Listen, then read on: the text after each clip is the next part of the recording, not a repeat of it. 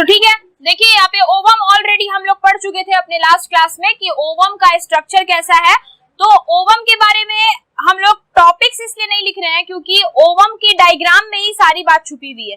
जैसे कि question number 1 अगर राइज हो कि what is the function of ovum, तो क्या होगा बताइए? ओवम क्या करता है? स्पर्म के साथ फ्यूज हो जाता है, जाइगोट बनाता है। ओवम फॉर्मेशन कहाँ पे होता है? ओवरी में होता है, ओवरी में ओवम बनता है। तो चलिए यहाँ तक का कॉन्सेप्ट हम लोग का क्लियर है। तो नेक्स्ट जो है आपका काम वो आपको ये करना है कि ओवम का डायग्राम आप ऑलरेडी बना चुके हैं, उससे रिलेटेड आपसे पूछा जा सकता है कि ओवम में कितनी बाउंड्रीज होती है, कितनी बाउंड्रीज से क्या है ओवम प्रोटेक्टेड है। तो 3 boundaries are there, perivitelline membrane, zona pellucida और कोरोना रेडियाटा। ये 3 है जो ओवम को घेर के रखती है। अब अपना नेक्स्ट टॉपिक जो है वो है मेंस्ट्रुअल साइकिल। देखिए मेंस्ट्रुअल साइकिल जो होती है वो फीमेल के बॉडी में होने वाली एक सबसे इंपॉर्टेंट साइक्लिक इवेंट है। क्यों कहते हैं हम साइक्लिक इवेंट? क्योंकि इसका एक ऑर्डर बना हुआ है, ये एक ऑर्डर में ही चलेगा और वापस अपने उस ऑर्डर को पूरा करेगा। बीच में उसमें किसी भी तरह का कोई फ्लक्चुएशन नहीं होगा, बीच में कोई उसका ऑर्डर क्या होगा, चेंज नहीं होगा। इसका जो एक सीक्वेंस बना हुआ है उसी सीक्वेंस में इसको कंप्लीट होना है। तो टॉपिक क्या है अपना? Menstrual cycle. लेकिन मेंस्ट्रुअल में ये जो वर्ड है मेंस्ट्रुअल, इसको लिया गया मेंसम से। मेंसम का मतलब ही होता है मंथ। क्या मतलब होता है इसका? मंथ, यानी कि 1 मंथ। तो ये फीमेल के बॉडी में 1 मंथ तक कंटिन्यूअसली चलने वाली साइकिल होती है, जिसमें ये जरूरी नहीं है कि हर एक डे को एक प्रेशर के तहत लिया जाए वीमेन की बॉडी में। ये अपना एक कंडीशन मेंटेन रखती है जिसमें without any kind of extra pressure और एक्स्ट्रा सेंसेशन ये बॉडी में हमारे चलता रहता है और हमें इसका एनालाइजेशन नहीं हो पाता है। लेकिन हाँ, एक फेज है इसका, मेंस फेज, जो सबसे पहला फेज है। जिस वक्त मेंस्ट्रुअल ब्लीड बॉडी से बाहर आती है, at that time a girl can realise the event. उस समय एक गर्ल जो है वो उस इवेंट को रियलाइज कर सकती है। तो देखिए ये कहा गया कि ये मंथ तक चलती है और इसीलिए हम कहते हैं इसको साइक्लिक इवेंट। ये एक साइक्लिक इवेंट है जो 1 से लेके 28 दिन तक कंटिन्यूअसली चलती रहती है। यानी कि एक फीमेल के बॉडी में 1 से लेके 28 दिन तक कंटिन्यूअस चलने वाली होती है ये मेंस्ट्रुअल साइकिल। इस साइक्लिक इवेंट को अगर हम बेसिकली बांटे तो स्टार्टिंग टाइम इसका एक होता है जिसको हम कहते हैं मेनार्क, एंड एक इसका सीज टाइम होता है जिसको हम कहते हैं मेनोपॉज। क्या कहते हैं? मेनोपॉज। तो जो मेनार्क है, menarche is the starting age. जब किसी फीमेल के बॉडी में मेंस्ट्रुअल साइकिल शुरू होती है then it is known as menarche, और वो एज बताया गया है approx 10 to 12 years of age. इस टाइम तक डेफिनेटली है कि किसी भी फीमेल बेबी गर्ल में, फीमेल गर्ल में ये चीज शुरू हो जाती है जिसको हम कहते हैं menstrual cycle. Next is menopause, जब ये रुक जाती है, पॉज मतलब रुक जाना, ठीक है। तो ये होता है इसका सीज एज, यानी कि जिस वक्त ये सीज करेगी, and the age taken is 45 to 50 years approx. तो यानी कि 45 से 50 साल तक मेंस्ट्रुअल साइकिल जो होती है वो सीज कर जाती है एक फीमेल के बॉडी। उसी तरह से अभी जो नेक्स्ट टर्म है आपका वो है कि मेंस्ट्रुअल साइकिल और ईस्ट्रस साइकिल।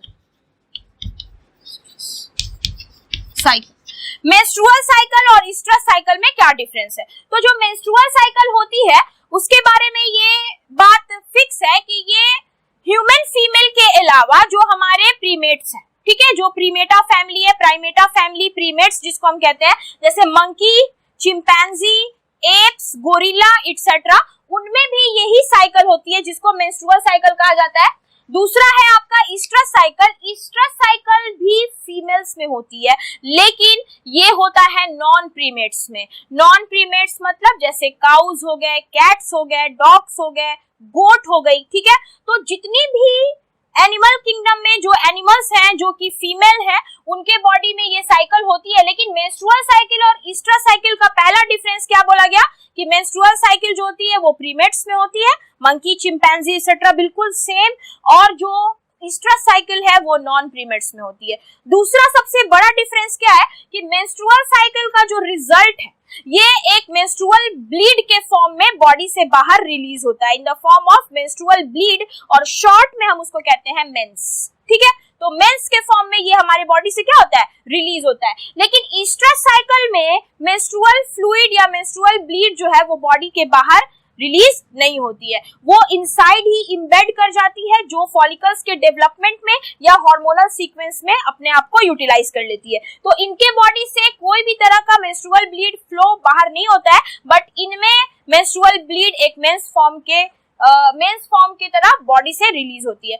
तो this is about the menstrual cycle and oestrus cycle. ये दो डिफरेंस आपको लिखना होगा। तो अगर हमें डेफिनेशन के लिए पूछना हो कि what is the definition of menstrual cycle, menstrual cycle की डेफिनेशन क्या होती है, तो मेंस्ट्रुअल साइकिल को लेकर के हम डिफाइन कर सकते हैं कि ये एक साइक्लिक इवेंट है जो फीमेल एंड प्रीमेट्स में देखी जाती है, जैसे कि मंकीज, चिंपैंजीज एक्सेट्रा। और ये एक साइक्लिक इवेंट है जिसमें के फीमेल बॉडी में कुछ रिप्रोडक्टिव चेंजेस होते हैं, जिसमें यूट्रस एंड ओविडक्ट दोनों में कुछ चेंजेस होते हैं, और चेंजेस जो है वो मेंस्ट्रुअल ब्लीड के फॉर्म में रिजल्ट करते हैं। तो this is all about the menstrual cycle कि it is a cyclic event. So we can write the definition here, it is a cyclic event, it is a cyclic event occurs in female and some primates like monkey, apes, etc. in which some reproductive changes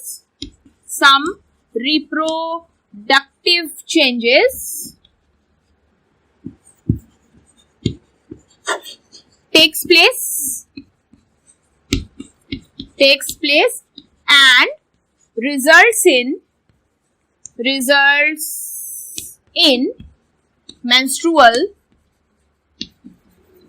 bleed, or we can commonly call it mens. तो this is the menstrual cycle कि menstrual cycle एक cyclic event है, एक क्रमबद्ध cycle है, यानी कि क्रम में चलने वाली घटना है, जिसमें बहुत सारे प्रीमेट्स, जो कि हमारे प्रीमेट्स मंकी, एप्स वगैरह जो हैं, उनमें भी ये साइकिल होती है, और इसमें रिप्रोडक्टिव चेंजेस होते हैं, और रिप्रोडक्टिव चेंजेस रिजल्ट करते हैं मेंस्ट्रुअल ब्लीड के फॉर्म में।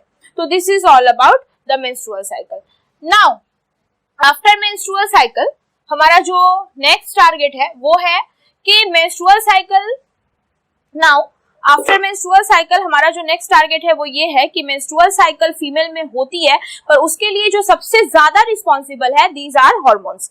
तो हॉर्मोन्स जो होते हैं वो बहुत रिस्पॉन्सिबल होते हैं, तभी जाकर के ये साइकिल या फीमेल की बॉडी का कोई भी प्रोसेस पूरा हो पाता है। तो let us consider the hormonal concept about the female. So let us consider the hormonal concept about the female. Now, hormonal concept.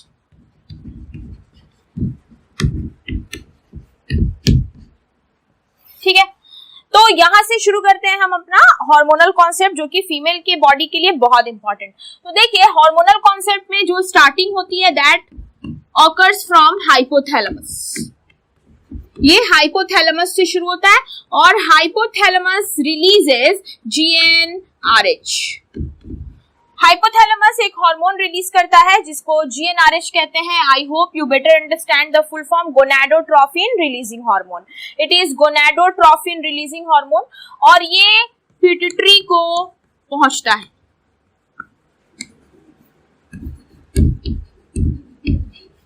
It stimulates or it is received by the pituitary gland, और जब ये pituitary को मिलता है, pituitary, and when it is received by pituitary, then pituitary gland जो है वो दो न्यू हार्मोन फॉर्म करती है, one is FSH and another is LH।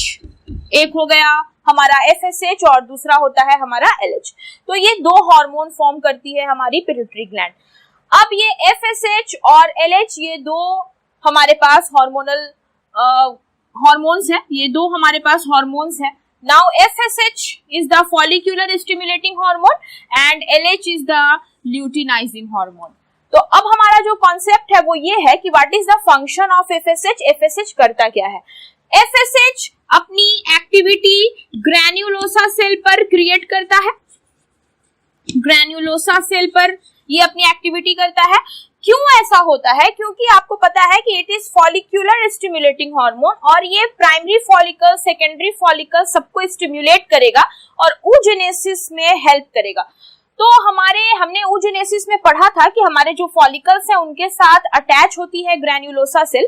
तो ये सबसे पहले टारगेट करता है ग्रैन्युलोसा सेल को, ताकि ग्रैन्युलोसा सेल जो है वो 100% नरिशमेंट दे सके और 100% इसके जरिया ही, ग्रैन्युलोसा सेल के जरिया ये हमारे फॉलिकल्स को डेवलप करते हैं। और अगर ग्रैन्युलोसा सेल्स के से ये रिलेटेड है तो granulosa cell will ultimately helps in completion of oogenesis।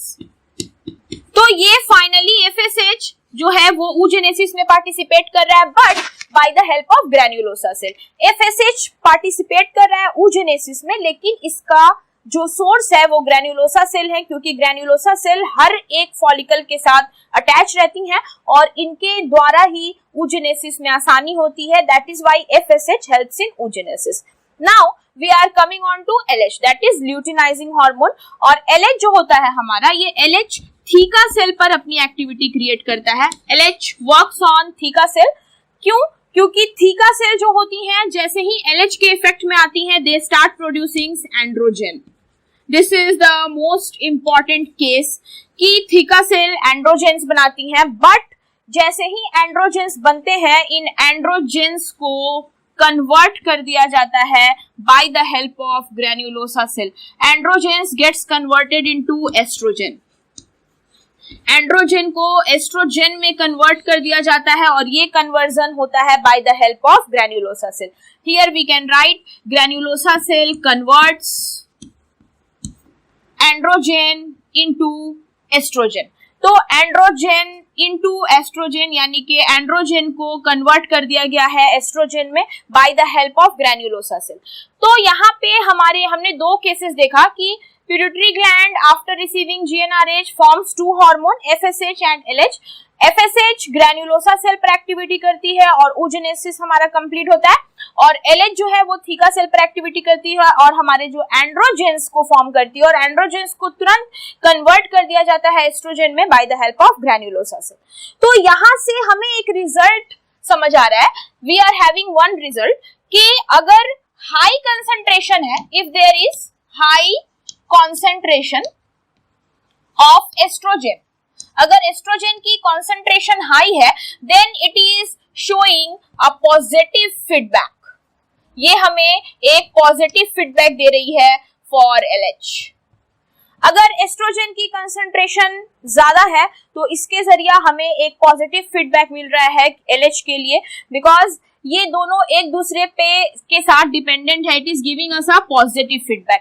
तो high concentration of estrogen gives us the positive feedback and along at the same time vice versa LH अगर एस्ट्रोजन का जो concentration है वो लो होगा तो it will be a negative feedback about the LH। तो ये एक कंक्लूजन हमने यहाँ से ड्रॉ किया कि LH और एस्ट्रोजन आर रिलेटेड।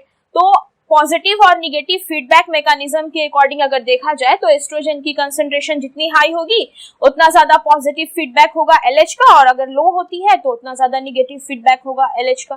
तो this is the point. Now we have proceeded with one hormone that is estrogen. आप जानते हैं जैसा कि फीमेल बॉडी में दो सबसे मेजर इंपॉर्टेंट हार्मोन्स होती हैं, estrogen and progesterone. Till now we have reached estrogen. हम एस्ट्रोजन तक अपनी जर्नी को पूरा कर चुके हैं। इसके बाद जो हमारा नेक्स्ट है वो है कि एस्ट्रोजन जो है वो आगे की प्रोसेसिंग क्या होगी, how we are going to get, कैसे हमें मिलने वाला है progesterone. So we are now proceeding. तो एस्ट्रोजन को लेके देखते हैं अब आगे कि एस्ट्रोजन का नेक्स्ट फंक्शनिंग क्या होता है। So we are having estrogen, और एस्ट्रोजन की कंसंट्रेशन भी इंक्रीज्ड है, ये बहुत ज्यादा बन रही है। तो एक फीमेल बॉडी में जब मेंस्ट्रुअल साइकिल के फेज में वो होती है, जब उनमें मेंस्ट्रुअल साइकिल हो रही होती है, तो उस समय 14वां दिन जो होता है उनका 14th डे जो होता है उसमें वो LH अपने पीक पे होता है। तो ये हम आपको नेक्स्ट वीडियो में स्टेप वाइज दिखाएंगे। 1 to 28 डेज की जर्नी मिलेगी आपको, जो हमारा वीडियो होगा नेक्स्ट, जिसमें हम सारे स्टेजेस और सारे जितने भी फेजेस हैं मेंस्ट्रुअल साइकिल के उनको डिस्कस करेंगे। नाउ एस्ट्रोजन के हेल्प से हो जाएगा ओव्यूलेशन। एस्ट्रोजन ने ओव्यूलेशन में सपोर्ट किया। Here we have the ovulatory phase, और ओव्यूलेशन यहाँ हो चुका है, और ओव्यूलेशन की रिस्पॉन्सिबिलिटी LH पीक की होती है। LH पीक, और आप रिकमेंड कर सकते हो 14th डे ऑफ साइकिल, यानी कि मेंस्ट्रुअल साइकिल का जो 14th डे होता है उस दिन LH अपने पीक पर होता है, और जिसके वजह से एस्ट्रोजन का इंक्रीमेंट होने से ओव्यूलेशन इजी हो गया। ओव्यूलेशन के बाद आपने oogenesis हमारे वीडियो में ये देखा था कि oogenesis के बाद जो हमारा oogenesis होता है और जो हमारे सेकेंडरी फॉलिकल्स होते हैं, वो जो ओव्यूलेशन के बाद जो सेकेंडरी oocyte रिलीज हो जाती है, तो उसके बाद उसमें कुछ सेल्स बच जाते हैं। तो हमने ये चीज देखी कि हमारा जो oogenesis हो रहा था उसमें जब सेकेंडरी oocyte ओवम की बाउंड्री से रिलीज हो जाती है तो कुछ सेल्स बचे पड़ जाते हैं जो कि ओवरी के अंदर रह जाते हैं। तो ओव्यूलेशन के बाद कुछ सेल्स बचते हैं, एंड दो cells are theca cell plus granulosa cell. तो ये कुछ थीका सेल्स और granulosa cells after ovulation secondary oocyte आ जाने के बाद वहां पे उस फॉलिकल के अंदर रह जाते हैं, और ये दोनों मिलकर के फॉर्म करते हैं कॉर्पस ल्यूटियम।